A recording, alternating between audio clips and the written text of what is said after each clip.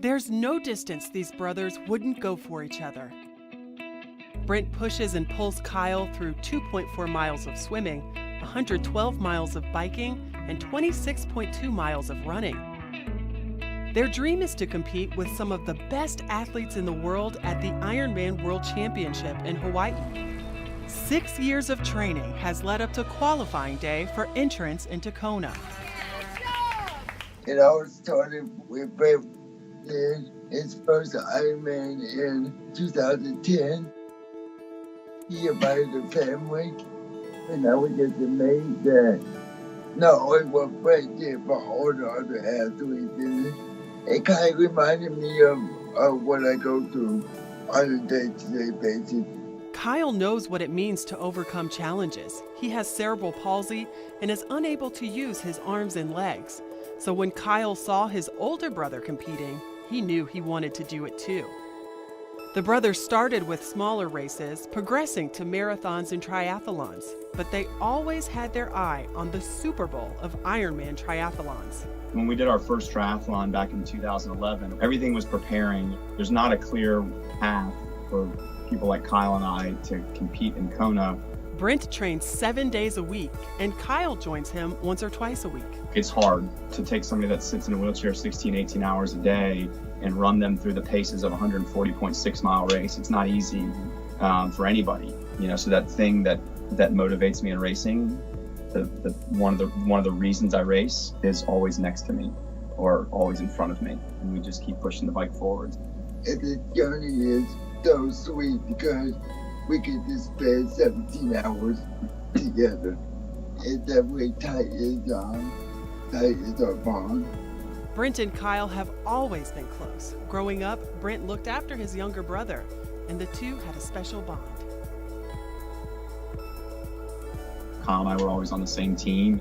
We always changed the rules around. That's what we love about Ironman, is that there's no rule changes for us. The race is Saturday morning at 6:30 a.m. when the gun goes off for everybody. Let's see it. Brent and Kyle have crossed many finish lines together, but this one is about to become their most memorable. Kyle and Brent, on behalf of Ironman, because it's the 40th anniversary of Ironman, we would like to invite you to race in Kona this year and inspire us for another 40 years.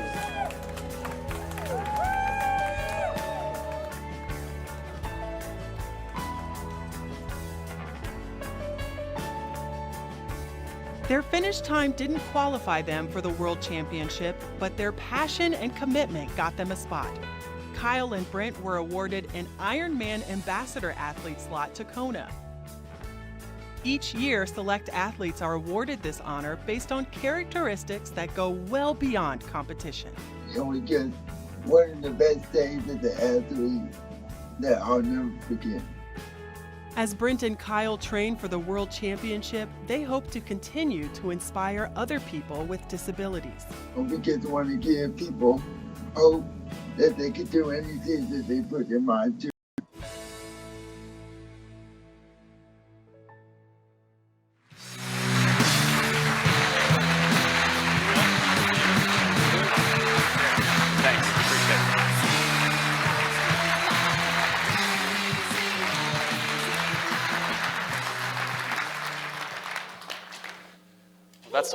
That's a heck of an introduction there. Thank you, guys. That might be the first time anybody stood up for us before we actually started talking.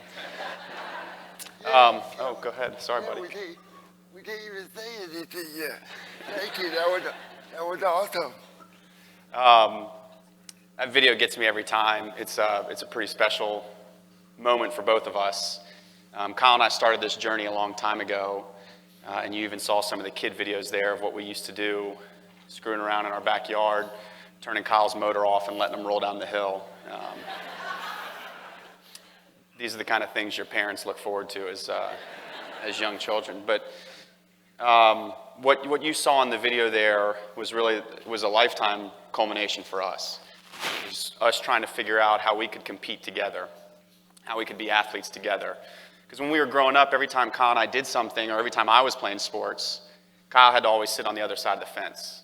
He didn't get to come out there and be on the same field as me. And we figured out ways for Kyle to be able to play. Every Thanksgiving, we used to have our turkey bowl. And it was me and Kyle versus our other brother and my dad. And we figured out that if it hit Kyle's left wheel, we'd call it a pass completion. If it hit any other part of his wheelchair, it was incomplete. We had team uniforms. My mom drove us around the neighborhood so we could get the ride in the team car. But it was besides that part, it wasn't the same. We wanted to be able to do things together. And when we discovered triathlon and endurance sports, what we realized is there was no limits there. That what Kyle had to do was the same thing that I had to do. And so each fall in Kona, Hawaii, 2,500 of the fittest people on the planet descend on this tiny little island to compete in the hardest one-day endurance event in the world. 2.4 miles of swimming, 112 miles of biking, and if that wasn't enough, then you get to run a marathon, 26.2 miles after all that. And Kona is known for its heat and its wind and its brutal conditions. And you're out there for miles and miles alone. But for whatever reason, Kyle and I wanted to be there to compete against the best in the world. So now when I come here, because of that special day we shared together this past October, I have to introduce him as Kona Kyle. So I'd like to introduce you to my brother, Kona Kyle.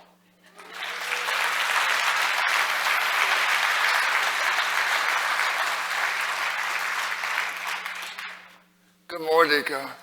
It's an honor to be here. Honored to share the stage with my brother, as always.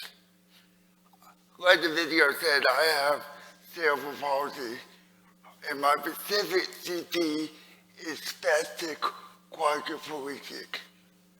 And I grew up in the 80s, and when you're disabled in the 80s, a lot of people don't give you an opportunity to share your message and to share the opportunities that you can give to others. So I had to prove from a very early age that yes was always my answer, that I would not take no, or I would not take anything short of that. My parents were amazing. They always included me in all of our family activities. I'm a diehard sports fan. I'm a big Atlanta Falcons fan. So this year was not a very good year. But, so I grew up with sports. And sports has always been one of my passions. But like Brent said, there was always the wheelchair. We didn't find anything until we got into endurance sports. There was always a wheelchair or some kind of adaptation that was always included. I'll never forget, my mom created a wheelchair baseball league for some of my friends. And of course, when your mom starts a baseball league, you're the first one to bat.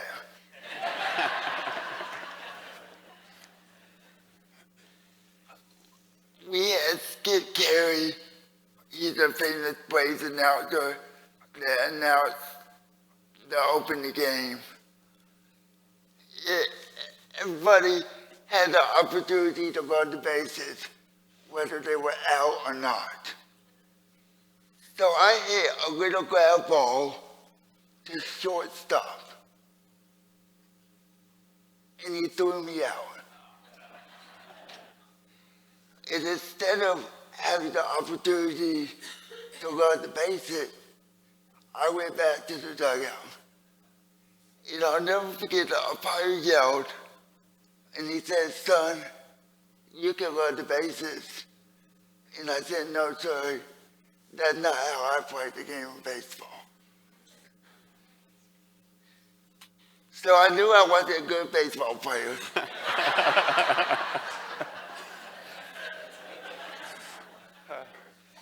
So I had to keep spinning the hamster wheel until we got into sports.